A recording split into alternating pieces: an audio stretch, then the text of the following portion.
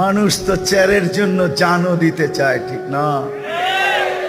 সামান্য একটা ইউনিয়নের চেয়ার, এটার জন্য মরতেও রাজি, মারতেও রাজি। কিন্তু আমাদের নবীজি মাকামে মাহমুদ পাবে, রব্বে কাবার কসম, উম্মতের জন্য ওই চেয়ারে বসবে না, হাত রাইখা দাঁড়ায় থাকবে। আল্লাহ বলবে বসেন, বলবো বসবো না। কেন? এটা তো আপনারই, এই জন্যই তো হাত রেখা দাঁড়ায় আছি। আপনি আমাকে বসায় কি করতে চান? আমি বসবো না। আমি তো উম্মতের জন্য বসলে উম্মতের জন্য ছুটবে কে?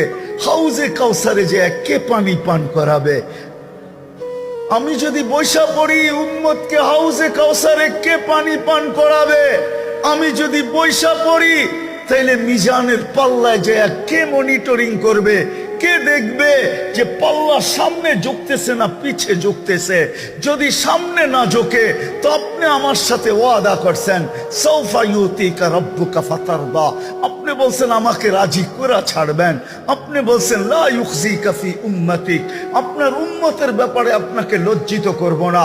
আপনি বলছেন সাফি তুসাফা, আমি সুপারিশ করলে নাকি দিবেন। সালতোতা, আমি চাইলে নাকি আপনি দিবেন। তো আমি মিজানের কাছে ছুটবো, যদি পাল্লা সামনে না ঝোঁকে তো ওইখানেই হাত উঠায়া দিব। পাল্লা ঝুঁকায়া দেন না। আমি বসলে কে যায় ওইখানে হাত উঠাবে? আমি বসবো না।